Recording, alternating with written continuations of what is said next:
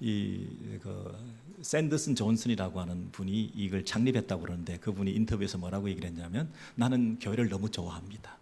노래도 좋아하고 친교도 좋아하고 함께 어울리는 것도 좋아하고 너무너무 좋아하고 다 좋아합니다. 근데 한 가지 안 좋아하는 게 있습니다. 한 가지가 좀 불편합니다. 그게 뭡니까? 하나님이 좀 불편합니다. 그렇게 얘기를 해서 자기가 하나님만 빼고 교회의 장점들만 다 모아가지고 이 썬데이 모임을 자기가 만들어 보겠다고 시작해서 지금 여기에 이르렀고, 아까 그 영상은 로스앤젤레스에서도 이렇게 모이고 있는, 그래서 지금 대형 교회화되고 있다 이렇게 말합니다. 하나님 없는 교회가 대형화되고 있는 추세에 많은 사람들이 이렇게 모이고 있습니다. 간증도 있습니다. 하나님 없이 이 자유함을 누리는 거 전도하고 싶다. 전도도 있습니다. 여러분, 이 전도, 찬양, 그리고 강연, 뭐 여러 가지 면에서 자기들이 그렇게 모이기를 즐거워하고 있는데 뭐가 없다고요? 하나님이 없습니다. 그리고 하나님의 말씀이 없습니다. 그리고 하나님의 말씀이 없다 보니까 말씀의 핵심이 뭡니까? 인간은 죄인이다. 인간은 그 죄를 회개해야 된다. 회개하지 않으면 심판을 받는다. 인간은 이미 진노의 자식이다. 그러므로 우리는 심판받을 수밖에 없는 재앙에 직면한 존재로서 하나님 앞에 돌아와야 된다. 이게 말씀의 핵심이잖아요. 그런데 말씀이 없습니다. 그 말씀을 제대로 전해줄 말씀 사역자가 없습니다.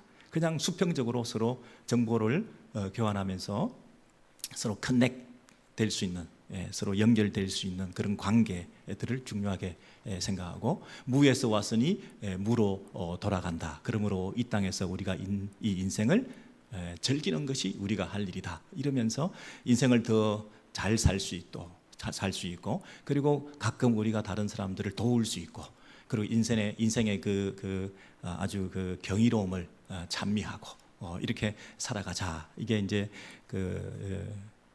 무신론자들의 모토가 되어서 그렇게 열심히 모이고 있는데요. 제가 오늘 너무 상세히 잘 설명을 해드려가지고 여러분이 또 혹하고 마음이 좀 LA 모임에 혹시 가실 분은 안 계시겠죠? 여러분, 이게 하나님 없고 말씀이 없고 심판이 없다. 역설적으로 말하면 하나님과 말씀과 심판에 대한 이 경고가 있어야 그것이 교회다. 그렇게 말할 수 있죠. 여러분, 이 믿지 않는 사람들이 하나님에 대한 이런 불편함 때문에 하나님이 없는 그런 커뮤니티를 만들려고 하는 그런 모습이 있다는 얘기는 역설적으로 말하면 교회 안에도 그런 성향과 필요를 느끼는 사람이 좀 있을 것이다. 그렇지 않습니까? 교회에서도 하나님이 불편해. 교회에서도 이 친교와 교제와 사귐과 운동과 취미와 만남과 연결되고 정보 나누고 하는 거 다 좋은데 장점이 너무 많아. 교회가 그 장점만 가지고 우리가 함께 모이면 안 될까? 죄를 지적하고 심판을 경고하고 말씀 맨날 이러고 있으니 하나님 눈에 보이지도 않는데, 눈에 보이지 않는 하나님을 우리가 어떻게 인정하라는 말이냐 이러면서 불편한 분들이 계시잖아요.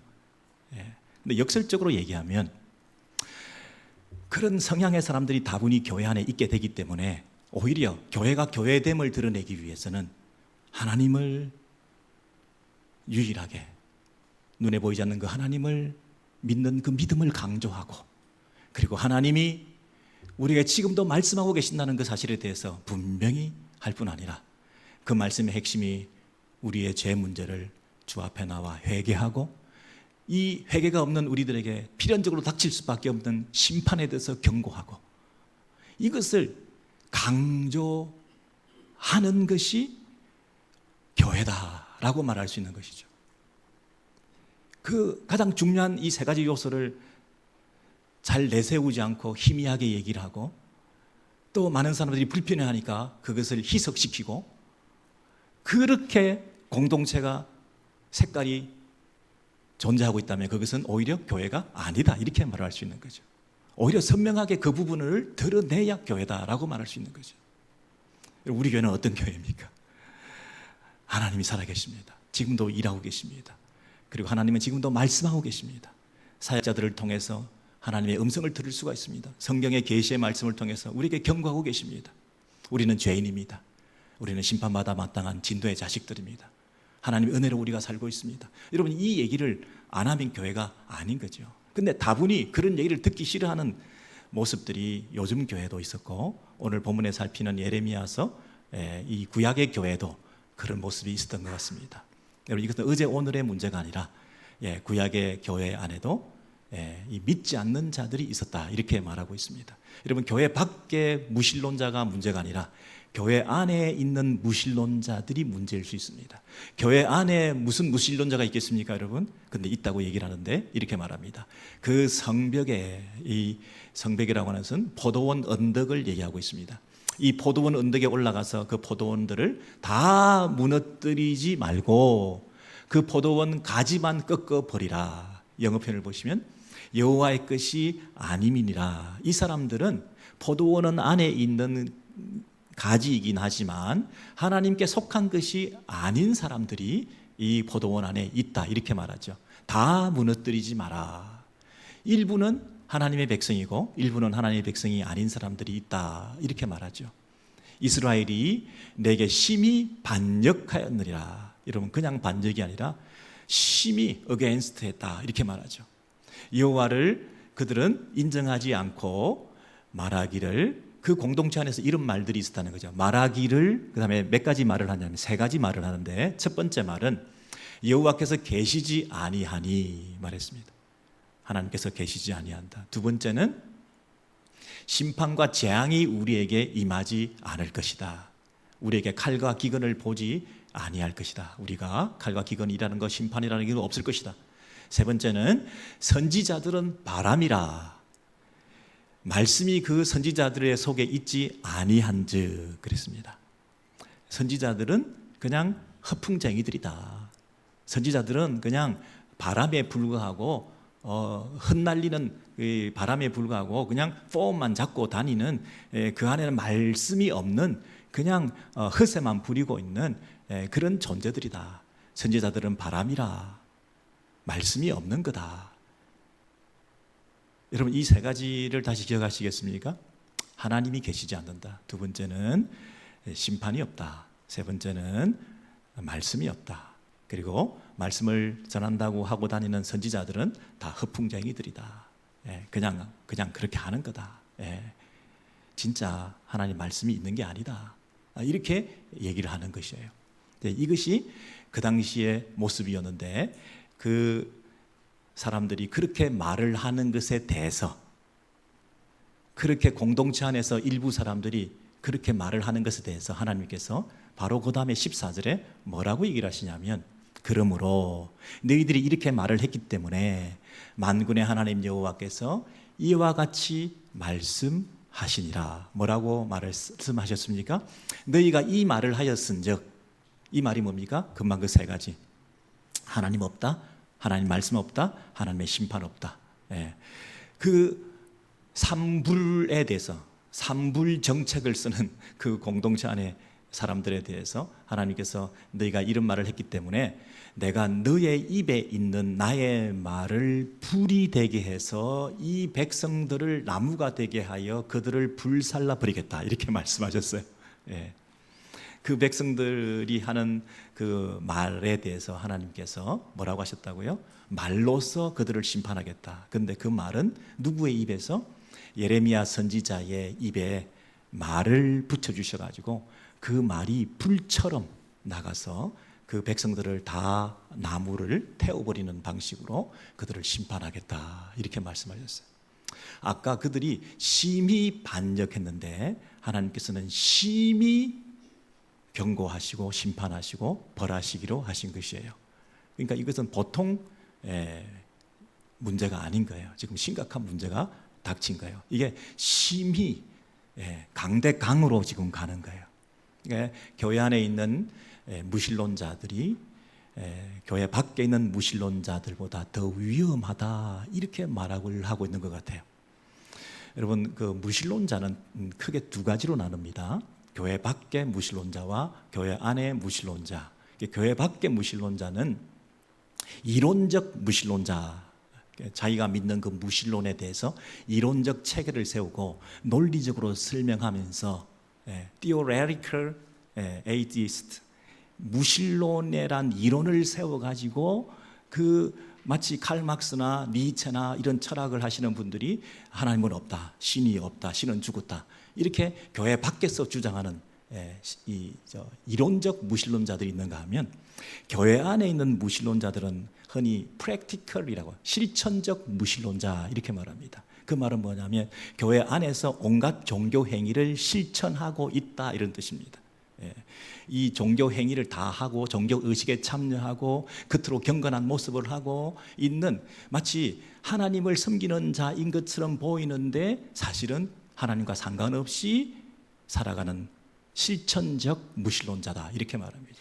구약시대에 엘리 제사장의 그 아들들이 거룩한 옷을 입고 제사를 집전하고 할 일을 다 하고 있었지만 하나님을 알지 못하는 자들이다 이렇게 말을 했던 것처럼, 교회 안에도 얼마든지 실천적 무신론자들이 종교 행위를 늘 하고 있는 가운데 하나님을 실제로 믿고 있지 않는, 하나님은 계시지 않는다.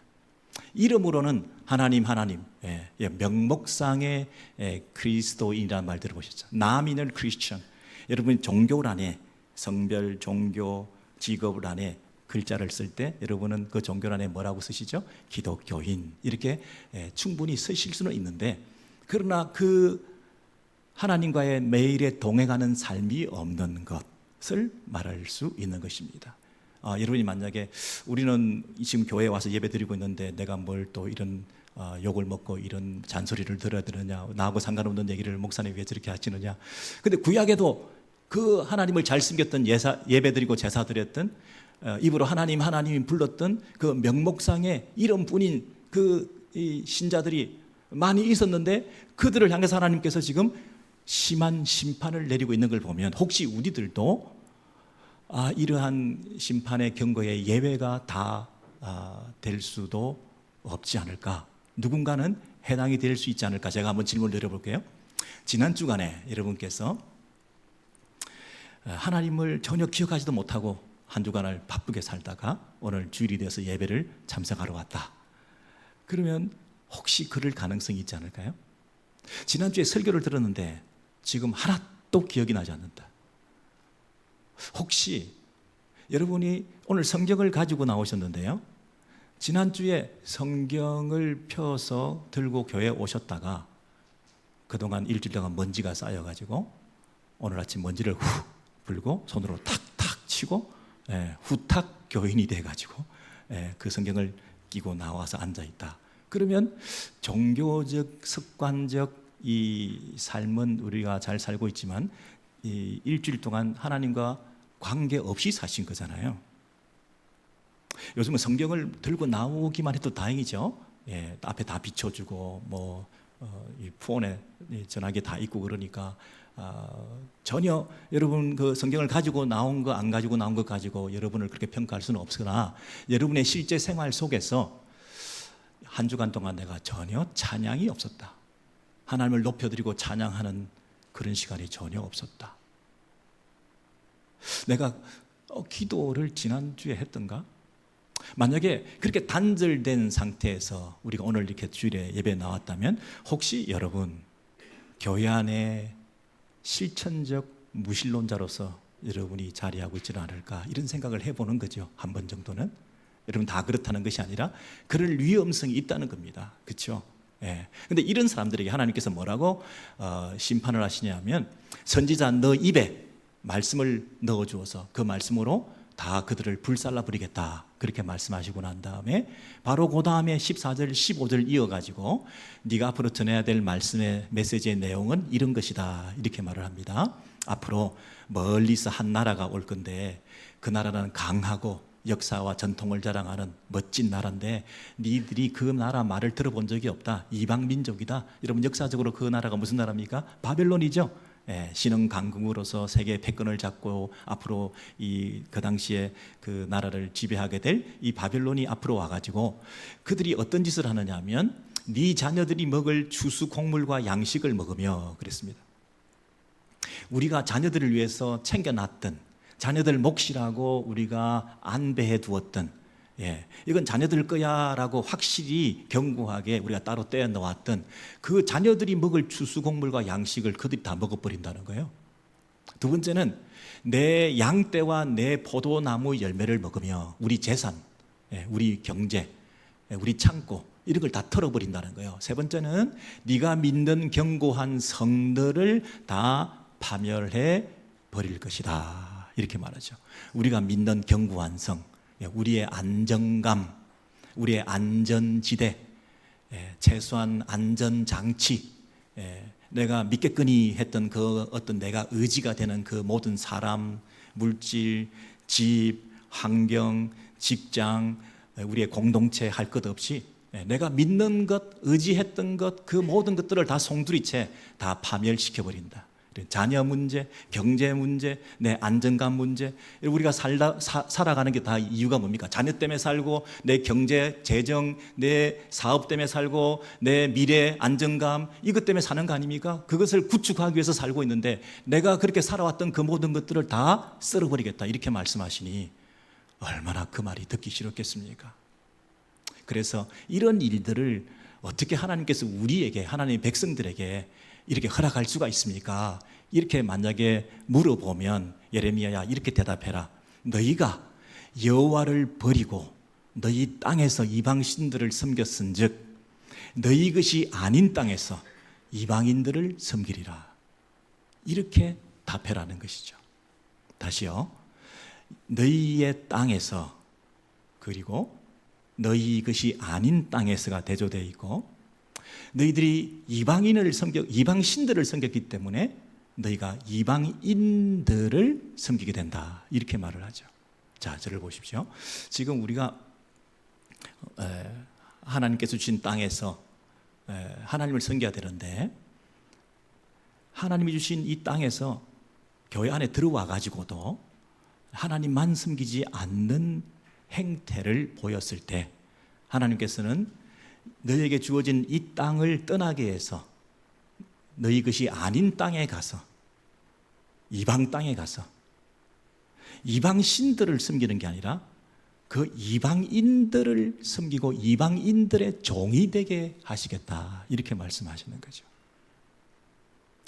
우리가 교회를 떠나서 하나님을 버리고 우리가 믿음을 잃어버린 채 말씀은 들었지만 그 말씀대로 살지 않고 세상의 가치관대로 세상의 사람처럼 우리가 살다가는, 우리가 하나님을 버리고 세상으로 간 것으로 끝나는 것이 아니라 세상의 종이 되어서 산다는 것입니다.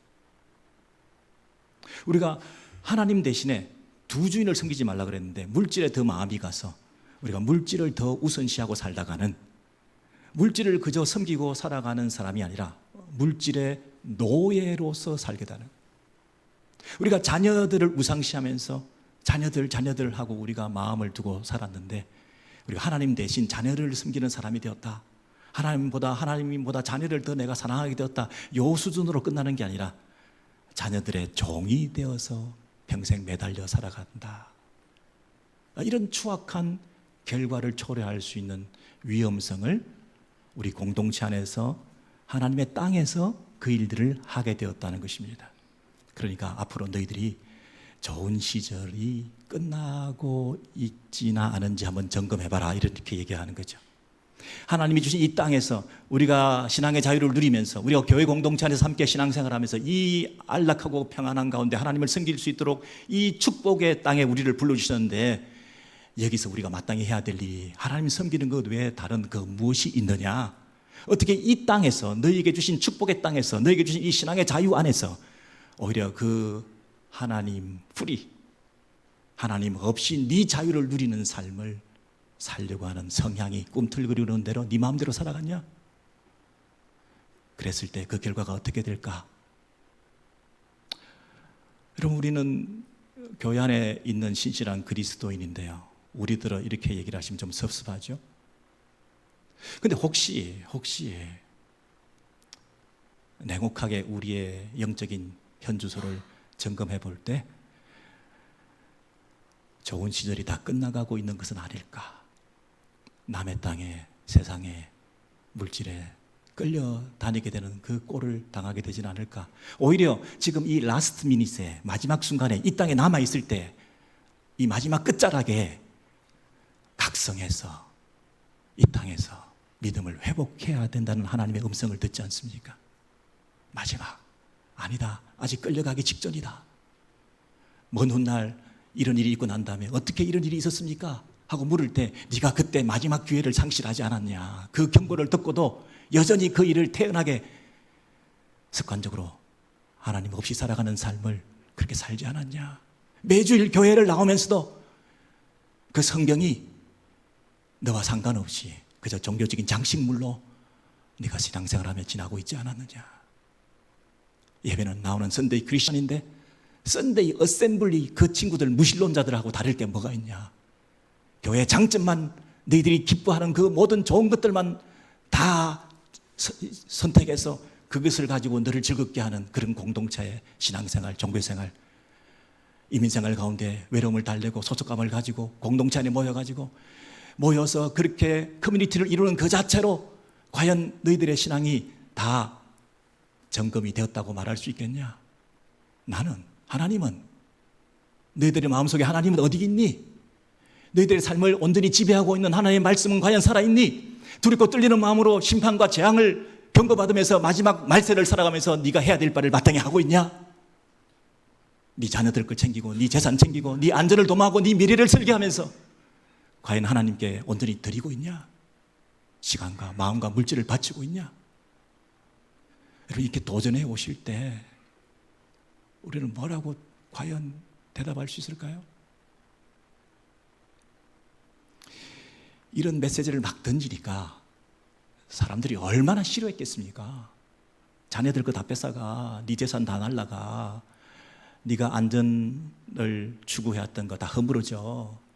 막 이렇게 네 입에 불이 되어가지고 하나님께서 그들이 했던 그 말, 하나님 없다, 심판 없다, 하나님 말씀 없다, 선지자들은 다 가짜들이다, 그렇게 말들 하니까 진짜 선지자 한 사람을 세워서 네 입에 그 말에 불을 붙여갖고 막 그들을 다 태워버릴 거다 하고 이제 막 태우고 있잖아요. 너희들 다 죄인들이다, 다 심판받을 거야. 그렇게 하니까 사람들이 얼마나 싫었겠습니까? 그래서 사람들이 이렇게 말합니다. 이제 예레미야 그 후반부로 좀 넘어가시면 예레미야가 이렇게 사역을 하고 불이 붙어서 말씀을 전파하니까 그 사람들이 이렇게 말합니다.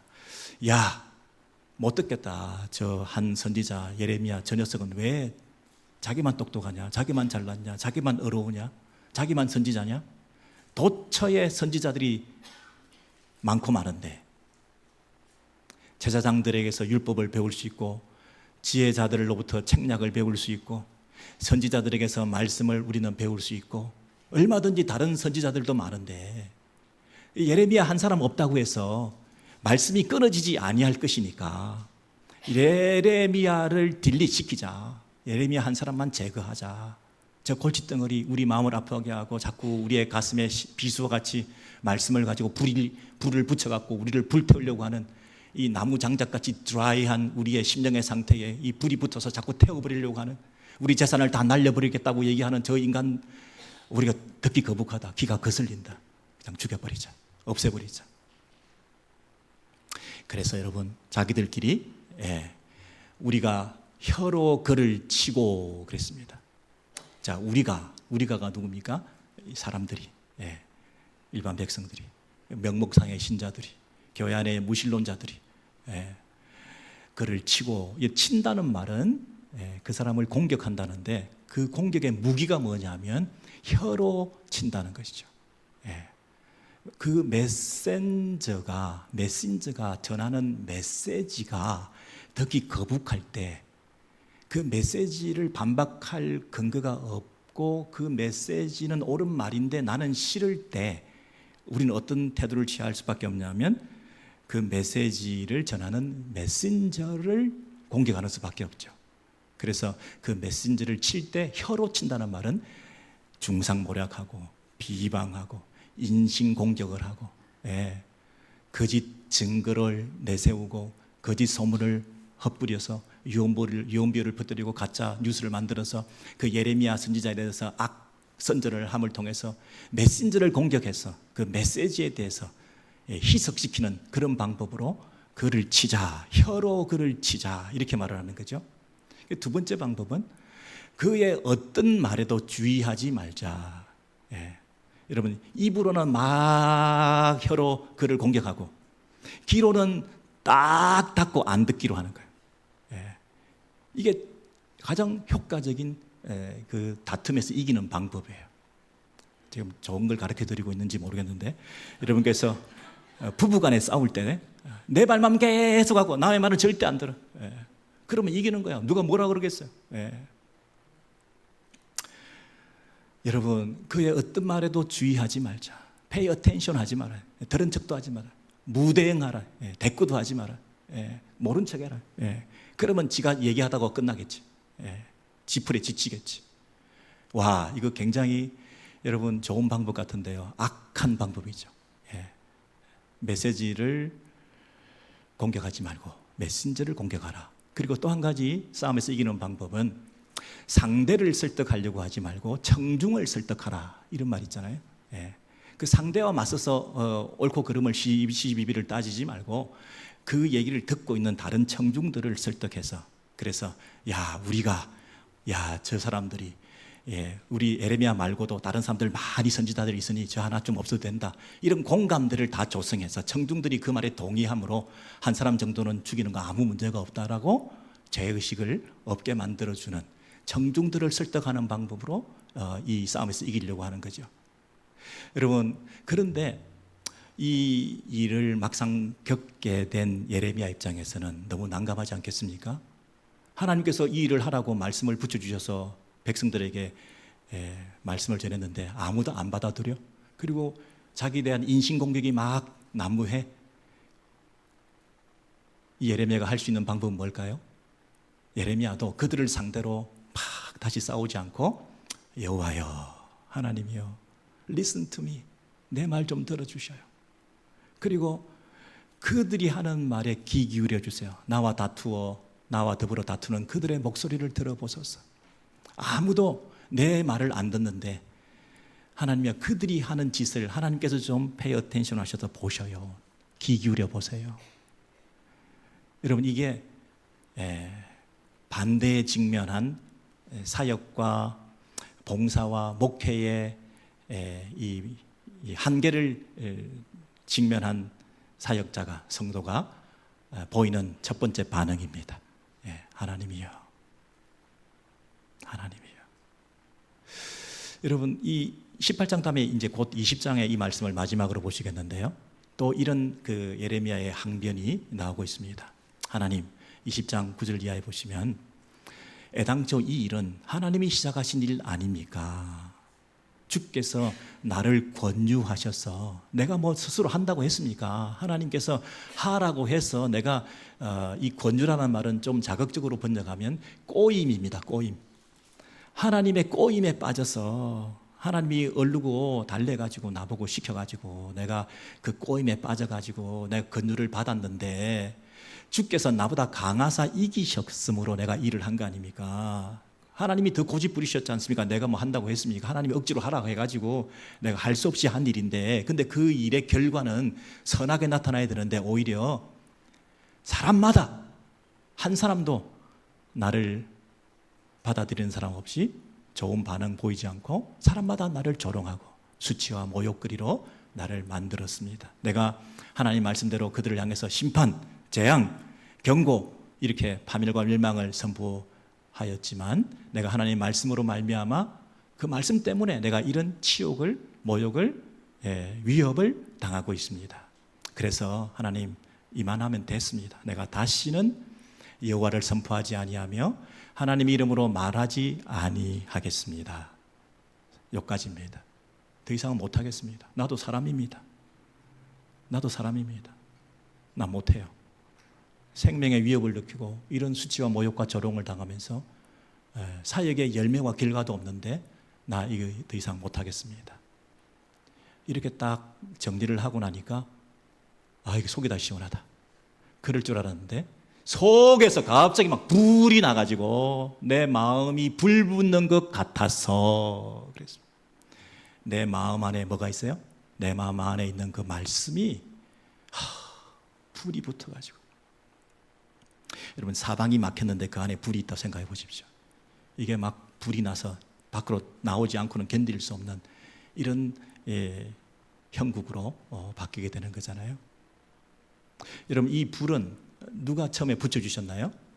하나님께서 5장에서 아까 네 입에 내 말을 붙여주고 그 말에 불을 붙여가지고 그 말을 통해서 하나님의 일을 하게 하겠다 했는데, 나 이제 못하겠습니다. 불 좀 빼주세요. 입에서 말도 좀 안 하게 해주세요. 그리고 내 마음에 이 말씀도 다 없게 해주세요. 이러고 난 못합니다 하고 스탑 하기로 마음먹었는데, 하나님께서 한번 우리에게 주셨던 그 말씀이 내 안에서 불이 붙어가지고 참을 수가 없는 거예요. 여러분 예레미야는 두 가지 고통에 직면했는데, 외적인 핍박의 고통, 살해의 위협, 그리고 외적인 고통보다 내적인 고통이, 내 안에서 불이 붙는 이 고통을 참을 수가 없었던 거죠.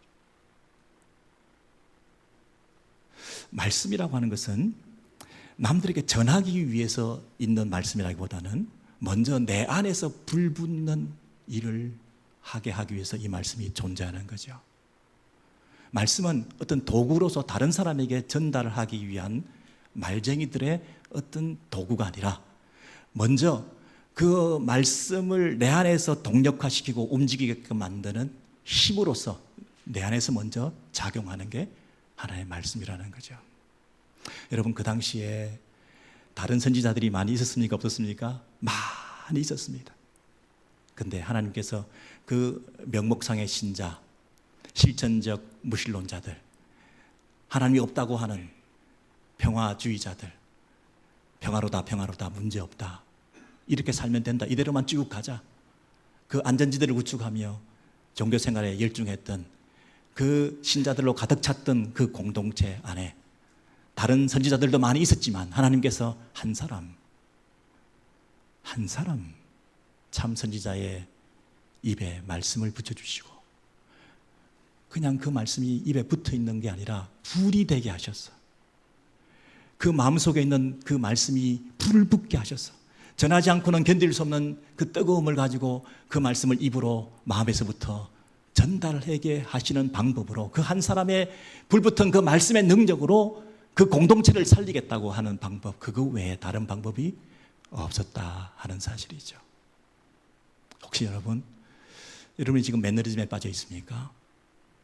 신앙생활, 종교생활, 습관적인 이 교회 생활에 대해서 유의미를 별로 발견하지 못한 채 하루하루 우리가 믿음으로 살려고 하지만, 여러 가지 우리의 한계, 우리의 환경, 우리의 상황들이 우리를 괴롭히는 바람에 이 신앙생활이 오히려 무거운 짐처럼 느껴질 때가 혹시 있지 않습니까? 하기는 해야 되겠는데 잘 안 되는, 내 안에 동력화되지 않는, 나를 움직이게 만들지 못하는, 첫 단추가 잘못 시작된 나를 움직이게 만드는 동인, 그것이 나의 열심, 나의 의지력, 그것으로부터 출발했습니까? 아니면 말씀이 여러분을 드라이브해 가셔서 그 말씀이 여러분을 이끄시는 삶으로, 그 말씀이 동력화되어서 여러분의 삶을 뜨겁게 만들어서 여러분의 인생과 여러분의 주변과 여러분의 가족과 여러분의 사역과 여러분의 만남들을 뜨겁게 적셔 나가고 들불처럼 번져가는 하나님의 말씀의 역사들로 그들을 새롭게 세우고 있습니까? 왜 드라이해졌죠? 왜 메말라졌죠? 불이 붙지 않았기 때문이죠.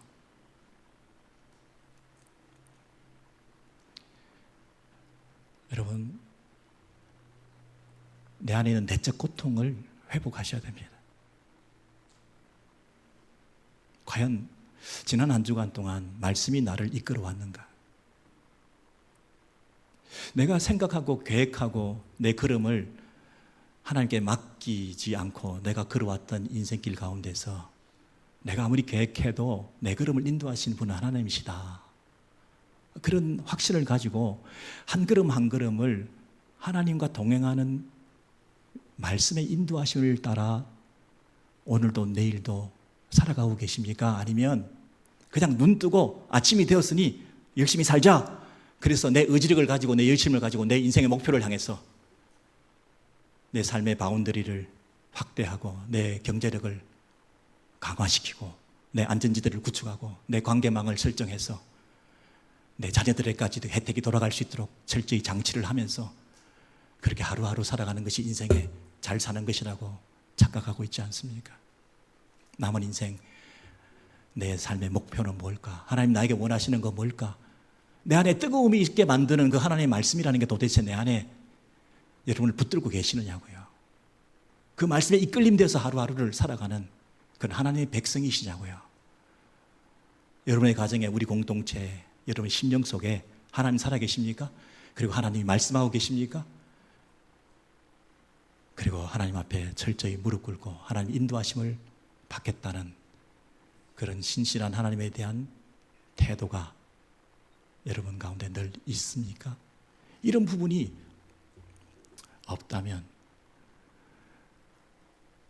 먼 훗날 너희들 인생 가운데 왜 이 모양 이 꼴이 됐냐 그렇게 물어보면 이렇게 대답해줘라.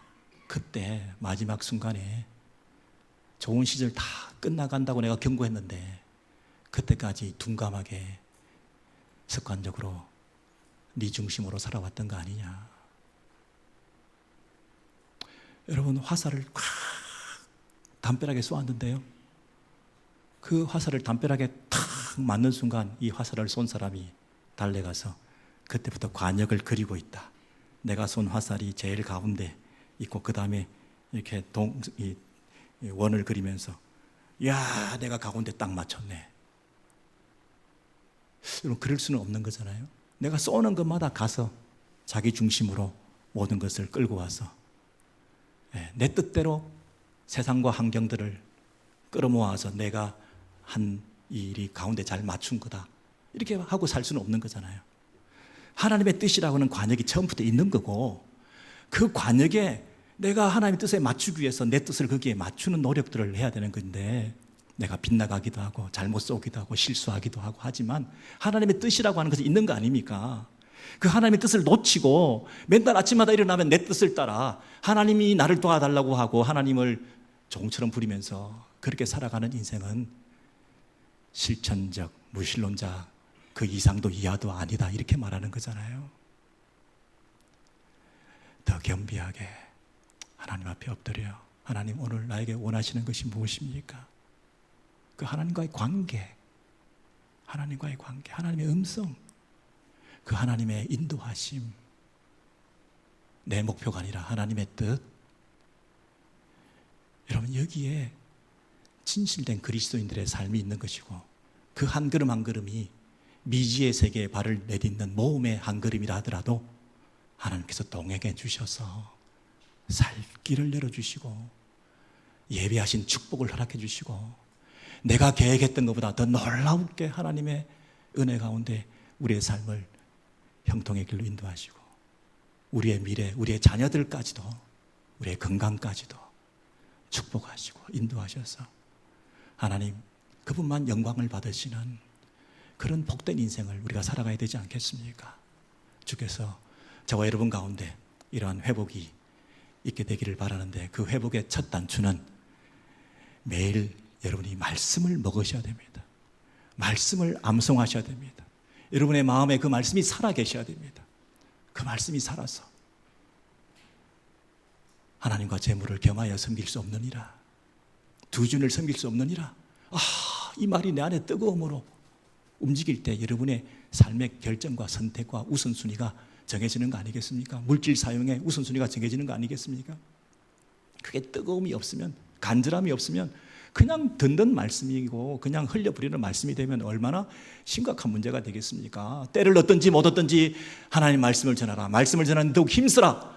그럼 때를 얻든지 못 얻든지 말씀을 전해야 되는데 때만 기다리고 있을 수는 없잖아요. 이 말씀에 대한 이 전도에 대한 뜨거움이 있으셔야 하나님의 부르심에 순종하는 거 아니겠습니까? 사람을 두려워하랴, 하나님을 두려워하랴. 사람을 기쁘시게 하랴, 하나님을 기쁘시게 하랴. 그 말씀이 내 안에서 불이 일어나면 내 선택은 자명한 거 아니겠습니까? 합력하여 선을 이루시는 그 하나님을 믿고 신뢰하고 어떤 상황 속에서도 그분에 대한 믿음으로 한 걸음 한 걸음 나아가자.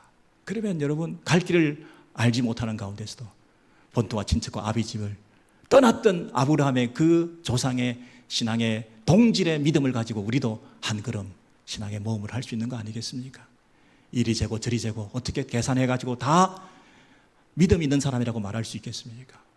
내 안에 뜨거움이, 말씀이 주는 뜨거움이 회복되어서 여러분의 인생을 드라이브해 가시는 복된 남은 여생 되시기를 주의 이름으로 소원합니다.